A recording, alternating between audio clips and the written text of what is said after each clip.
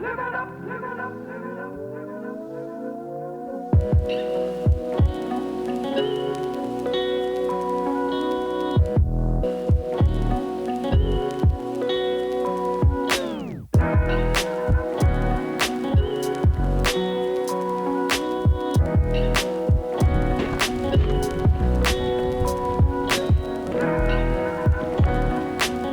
can't believe this is happening right now, but finally the day has arrived that I'm taking on Great Gable.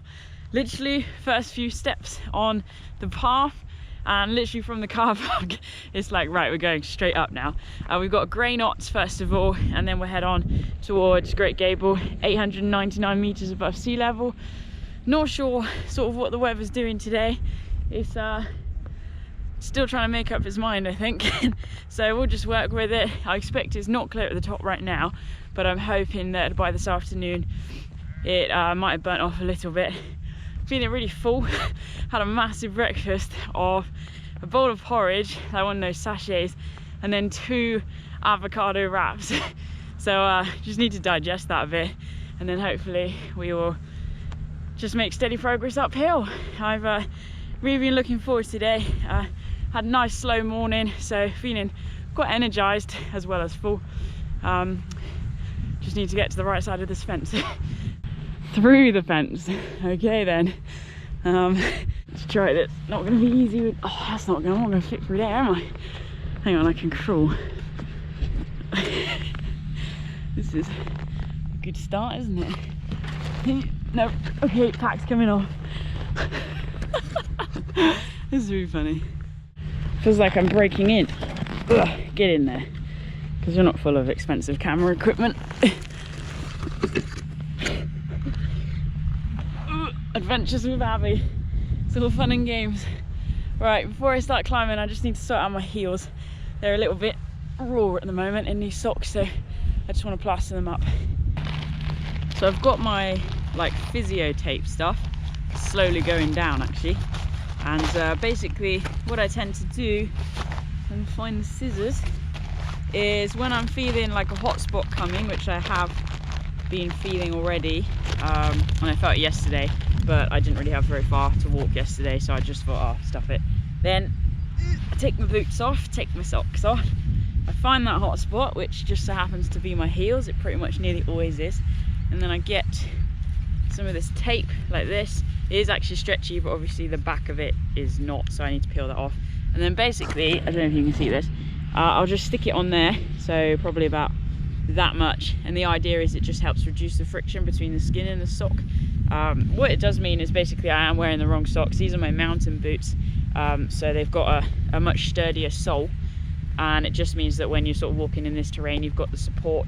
I also use these with crampons and stuff if I need to, but basically these are too thin a socks, so my feet aren't necessarily fitting super well in these. They're sliding about a bit, which is why I'm getting that friction. So I wouldn't normally get it in thicker socks, but anyway, not a problem. Patch it up and then on we go.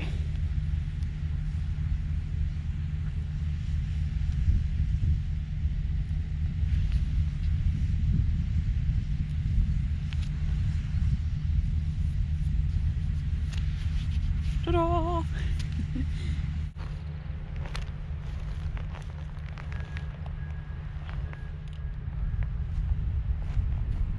Instantly that feels so much better.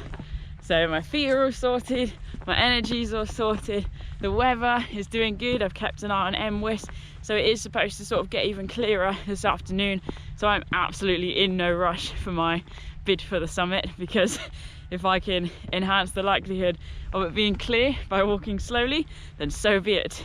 Anyway, we're just leaving behind Honister Pass. Already mentioned that's where I parked. Well, Honister Pass is the main road. This is Honister Slate Mine here. It's the last working slate mine in the Lake District. Now slate mining has kind of gone on here since sort of 1280, but really took off in the 15th century.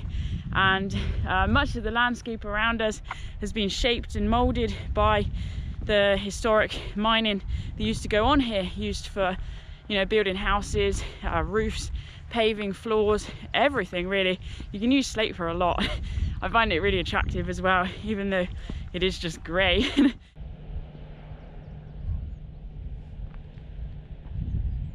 It's all a bit of a jumble of loose stone here actually, which is quite fun trying to navigate. They've slabbed a fair bit of it, so obviously this is quite a popular way up and down. But yeah, it's good. It's nice when the rock just like protrudes out and walkers have to make their way either over or around it. I like that.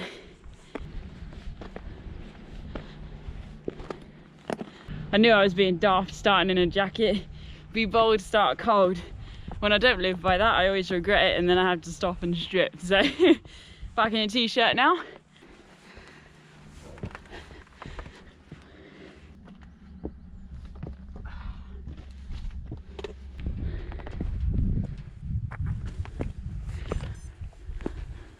Kind of feels a little bit like I've cheated today, starting this walk at Honister Pass.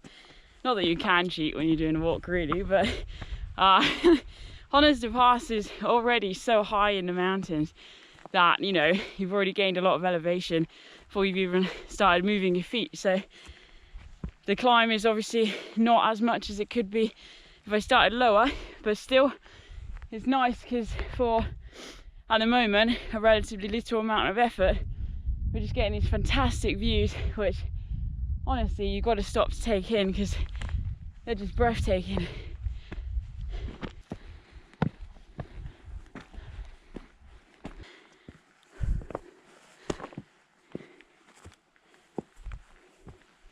Really just enjoying sort of settling into that pace again.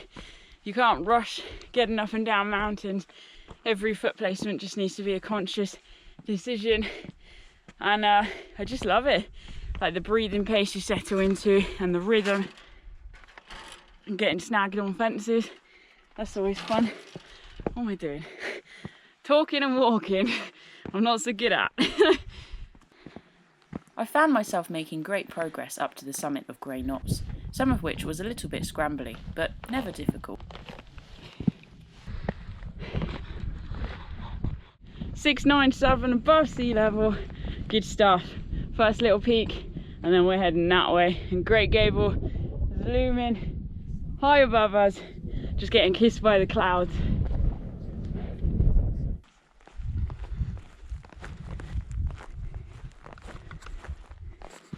Right, that was fun. Onwards to the next little summit. So we're going up to Brandreth now. I think that's how you say it. Just over 700 meters.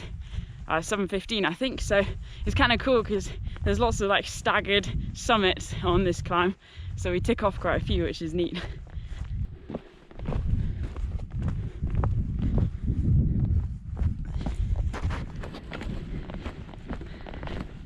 It's really nice because the higher we climb, the better the views are. That we're getting down towards Buttermere. I can't see it right now, but we could on top of the peak there. So we'll just keep looking back, so long as it means we don't walk forwards and fall in something like that. That would be a very sad thing to happen.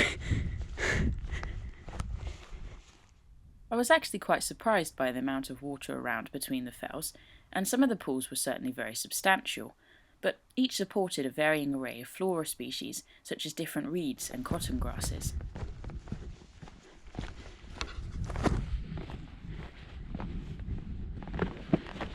I also feel like I'm being lured into a false sense of security because this is quite like placid landscape that you can get in the mountains, whereas when we reach Green Gable, I mean, I've heard so many stories and seen so many pictures. It really is a bit of a beast, so we've got all that to look forward to. Right now I'm just going to yomp along on the wrong side of the fence. Grass is always greener, right? The mostly level walking was a real treat, as it allowed me to take my time soaking up the ever-growing mountain views all around. Here we go, look, all is well. The gate allows us to pass through the fence and we're on to Brandreth. So like I said, 715 meters above sea level. Just get to the peak of this and then we're working our way on to Green Gable. Why it's called that, I don't know, other than the fact there might be a nice amount of grass. We shall see.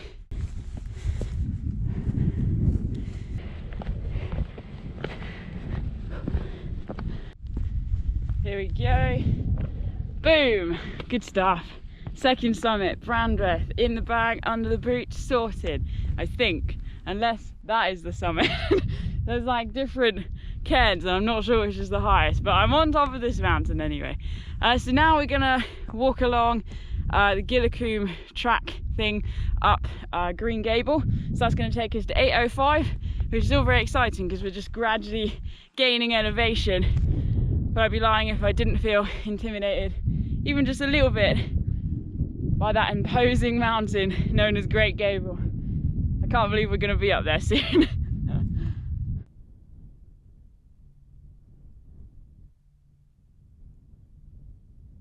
It's so cool up here though, like literally in terms of the breeze, if I stop it gets chilly quite quickly, but also obviously descriptively, like being able to see each and every valley. I feel like we're slap bang in the middle, and obviously Scafell Pike's towering as above us over there.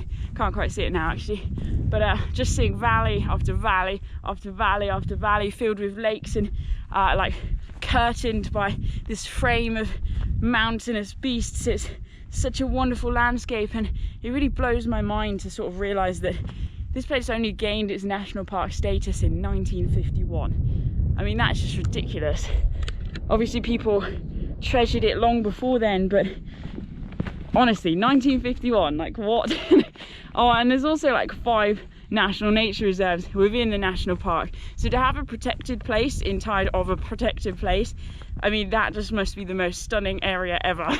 So we'll try and explore some of them as we work through the Lake District and gather different walks under our boots and belts.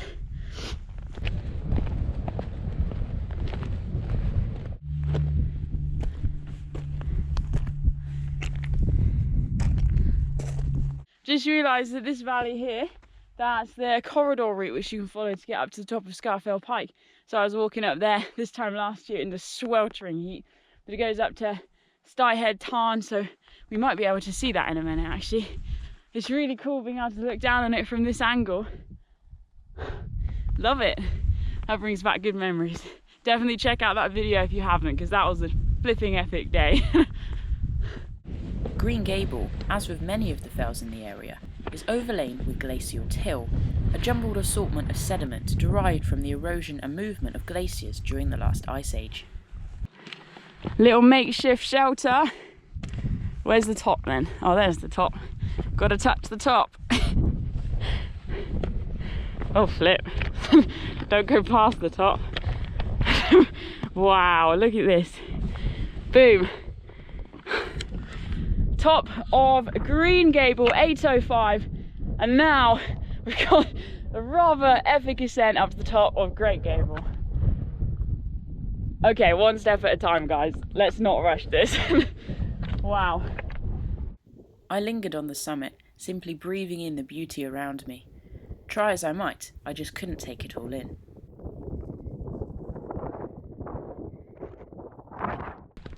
There it is, that's Styhead Tarn. Oh, that's such a beautiful place. And then the corridor route goes up and then left and then right up along there, all the way up to the peak, which you can just see of Scafell Pike. Epicness. I really hate this stuff. It's not fun to walk on. Especially with dodgy knees and no stick.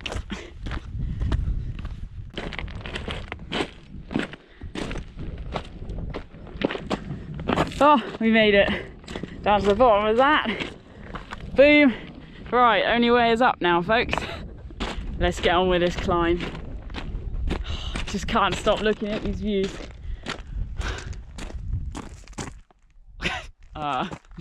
There's a wall in the way. That was a very nervous laugh. Great Gable is one of the most iconic Lakeland peaks, and I dreamt of reaching its summit for many years.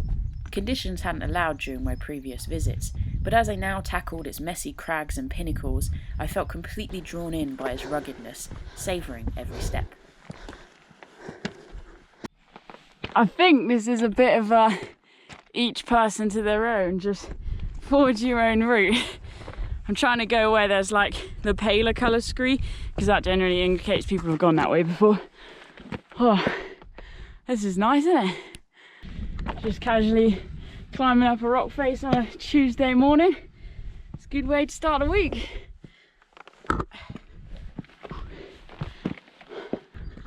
Oh, I think the path goes that way actually. I think I'm gonna carry on this way. Ow, sharp rock. Okay. I did not expect this. I didn't know Great Gable was a little bit of a mini scramble. This is great. Quite exhilarating. Just trying to forge a route, you know? I'm using my hands more than I want. I should tie them behind my back.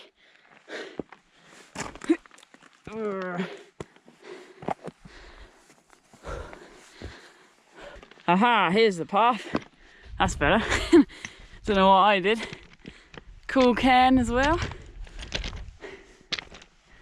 My heart rate was escalated, not just from exertion, but also from the magic of the moment.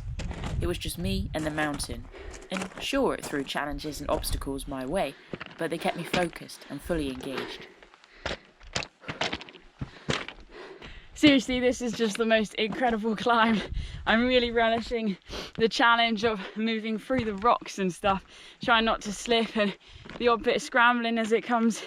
This is just everything that causes me to thrive. I really can't stop grinning.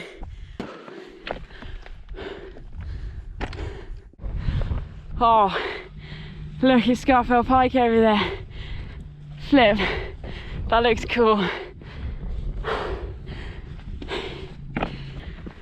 This is the kind of stuff you can break an ankle on, so it's just being careful with where you place your feet. As I approached the summit, I noticed a memorial to my left by the Fell and Rock Climbing Club, dedicated to those of the club who lost their lives during World War I. Since being unveiled in 1924, hundreds of people make their way to the summit, whatever the weather, each year on Remembrance Sunday. Boom. Top of Great Gable. Feels like the top of the world. And yet it's still higher over there on Scarfell Pike. But right now, couldn't feel any happier about being here. Look at this panorama. Whoa. I felt swathed in a concoction of emotion as I took in the astonishing views all around me and dwelled in the feeling of achievement of a long-desired summit. I felt empowered and inspired, yet totally humbled, and I was so grateful for everything about the moment, from the strength in my legs, mind and heart, to the memories that surrounded me, each fell representing a story of adventures long since past. As I sat on the summit, I watched as the clouds swirled in closer, as though trying to take a closer look at the insignificant human upon the summit of Great Gable. I wasn't afraid, but the temperature started to drop, so I took it as my cue to get moving.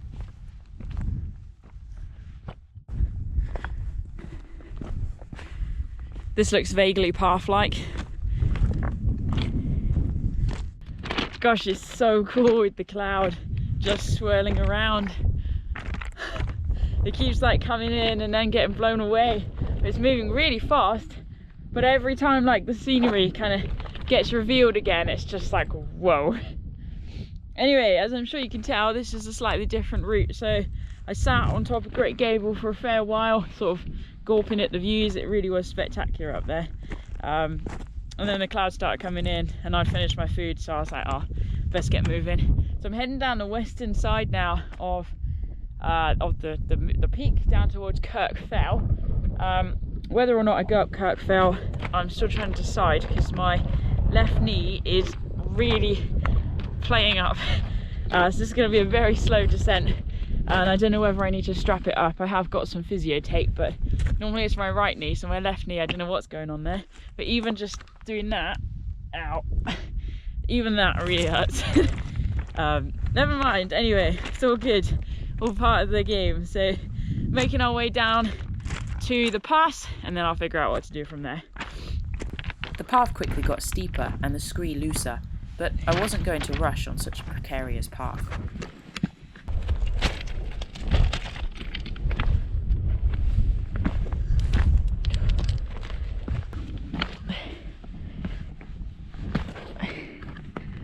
Wow, we have a long way to go. A little further on, and I bumped into a chap also tackling the descent. We chatted a bit, but mostly focused on staying upright, as the path grew steeper still.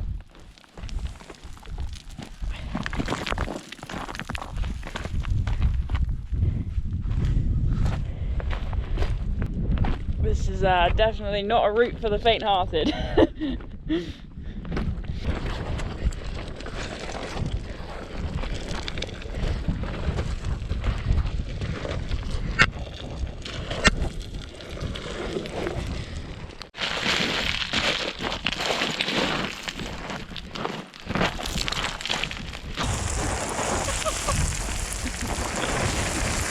I'm taking half the mountain with me though.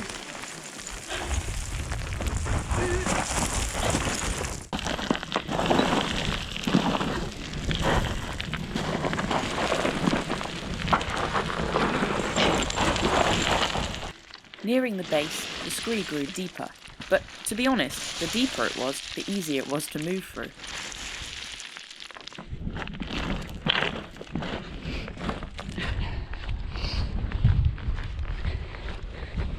Green Gable, you're full of surprises.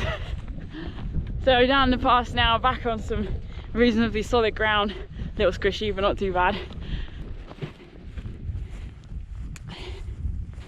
Right, so I've just been sat looking at the map for a while, and effectively I'm trying really hard just to give myself permission to not do Kirkfell.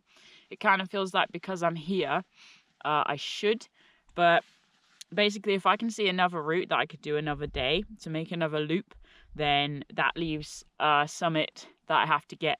So it's an incentive to sort of come back and do that loop. But really, to be honest, the main reason why I just don't want to go up and come back down is because my knees, like literally even just stopping, they are throbbing so bad. And I've still got obviously a fair bit of descent. It is 1:30 just gone, so you know I could still be back at the car by maybe like 3:30. So I'm just trying to figure out what to do this afternoon. I'm not very good at like empty space, so I always just have to have a plan and be like ready with the next step to sort of keep my mind active, I guess. But there's loads to do, so many places to go, so many things to see, so much to film, that it's okay if I don't do Kirkfell today. You can't hardly even see the path. It's like just literally down the scree bank. It wouldn't have made any difference which part of that we came down. That's crazy. Wow, look at that. Cool. Gosh, even Green Gable looks really high up. This is a neat little trail, circling all the way around. Awesome.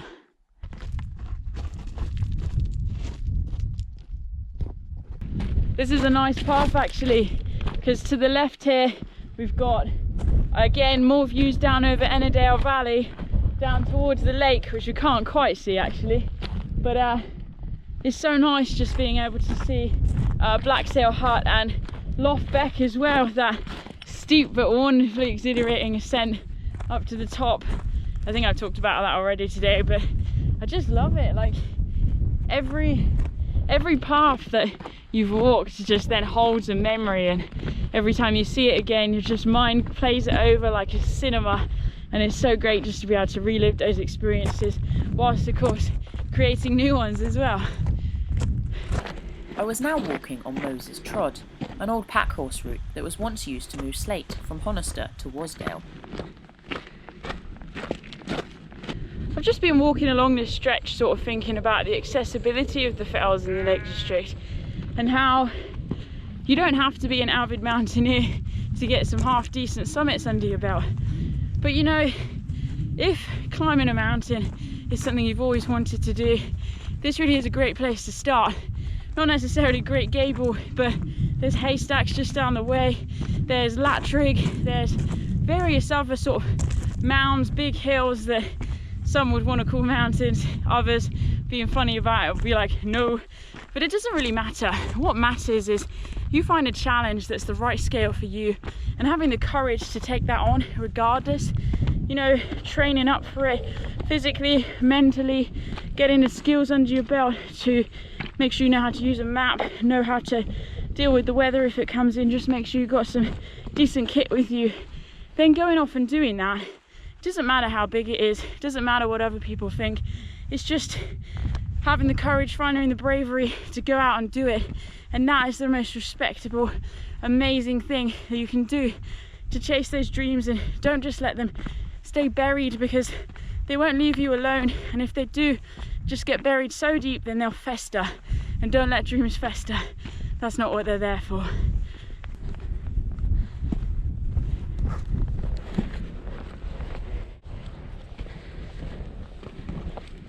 That landscape with the highest peaks in England, it feels intimidating. That's probably an exaggerated word, but it does feel immense. Everything is on a big scale and it's dark and scree and rocky.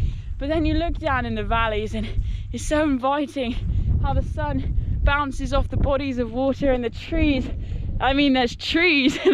It's just such a wonderful landscape, and I love that about the Lake District, how there really is a diverse selection of different habitats and environments, and so therefore you get different wildlife, different flowers, different birds and different views.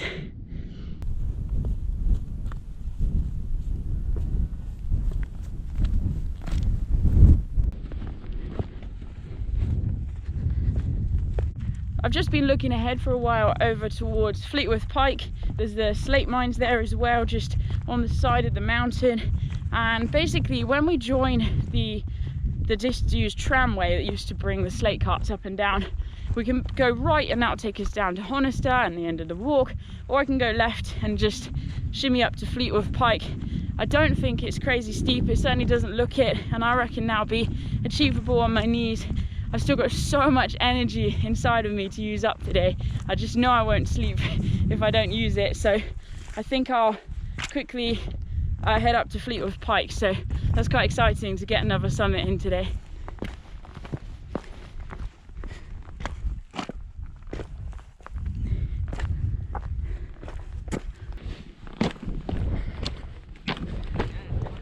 Honestly, I don't think anyone, whatever their skills, talents or anything else, whatever they've got, I don't think anyone could truly capture and express the sense of freedom and euphoria you get when walking in the mountains. If you've never touched that, it's unlike anything else. And just walking along this track here, watching this view as it changes, it really is dynamic, because the clouds are moving about in the sky and the sun shines through and then it's blocked, and there's different patterns just etched on the landscape, and I'm sure with the seasons it changes as well. And just the depth of it too, like, it's so deep. There's just so much to this, and to even think that there, you know, this is like, these are baby mountains compared to some of the stuff out there. Like, I mean, that is like blow my mind thinking. And right now I'm struggling just to absorb this. It really, it humbles me in a way that no other landscape can. It pulls me out of my head and it just puts everything in perspective, and you feel on top of the world, because in some ways you are, you know, you've attained the goal that you set yourself by reaching that summit. And if you don't reach that summit, that's okay, because there's always lessons to be learned by every path that you tread. But right now, all I want to do is just soak this up, every little moment, just to soak it up and have it feed me from the inside out.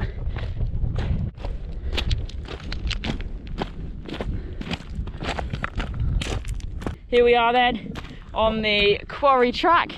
We'll follow this for a little bit and then we should be able to cut off to the right.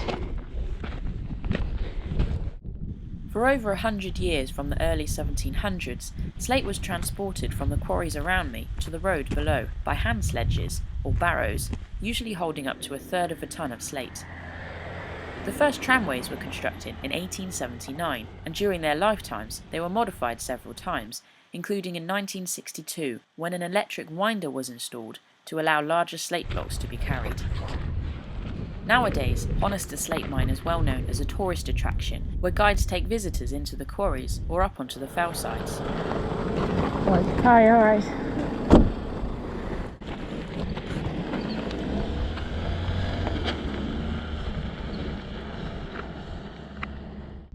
Huh.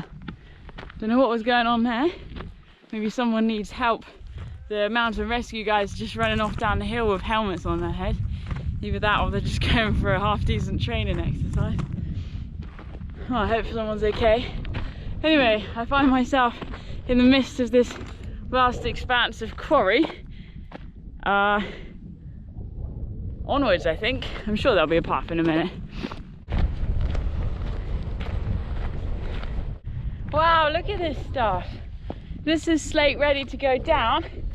Maybe for use as, I don't know, like signs for houses, or possibly for like roofing tiles. Look at this. Wow. It's all been chipped down to size. I remember when I was about 10, I was at Honister and we did a little half-day course thing and made our own slab of slate like this. It was great fun. But it does, to be honest, actually, the weather is really nice right now, but I have been thinking, all this quarry work has sort of sprung to mind. The conversation is worth having.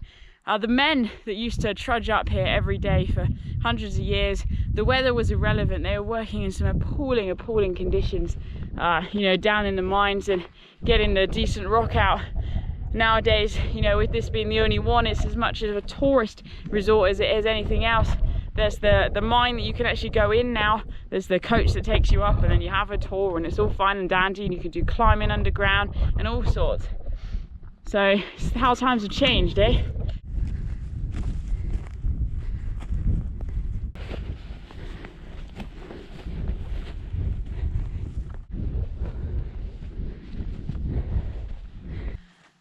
Oh my goodness me.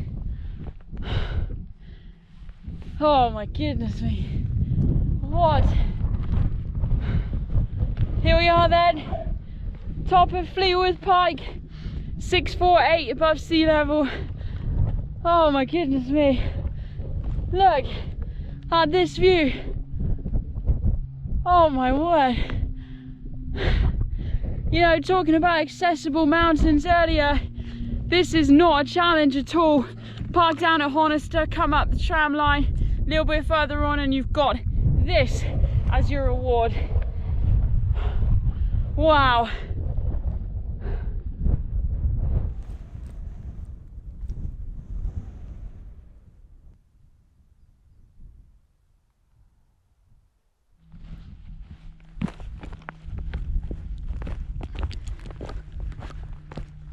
So that was Fleetwith Pike. We've dropped down from the summit and we're just about to pick up the main track that we left earlier. Somehow I followed a different path down, but it doesn't matter. I'm not worried at all in this weather and I'm quite happy that I know where I am. Today has just been the most beautiful day. I've just been reflecting on everything and all the ground that we've covered, and it's felt like quite a long way, but really rewarding, and I just feel so euphoric that I can put a big fat tick next to Green Gable on my list. Obviously there's different paths up the summit and I'll definitely be back, but for now I just feel really happy to have realised that dream. And with the extra summit there, Fleetwith Pike, and the others on the way up to Green Gable, it's been a rather fine day. But talking of realising dreams, you know, just want to remind you that if you've got something that you're really passionate about, that your soul is burning to do, just keep pursuing that, keep pressing in, keep digging out those passions. Don't let them be buried, you know. Just keep chasing them. Surround yourself by passionate people, people that can help to feed that fire and make that dream happen. Because I, for example, could not be here today or any other day without the continuous love and support and generosity of the people in my life who just basically are my absolute foundation. They're the ones that give me the courage to keep showing up, to keep turning up and to keep doing this. And I just hope that you've got people in your life who can help you to realise your dream, because we all need those people.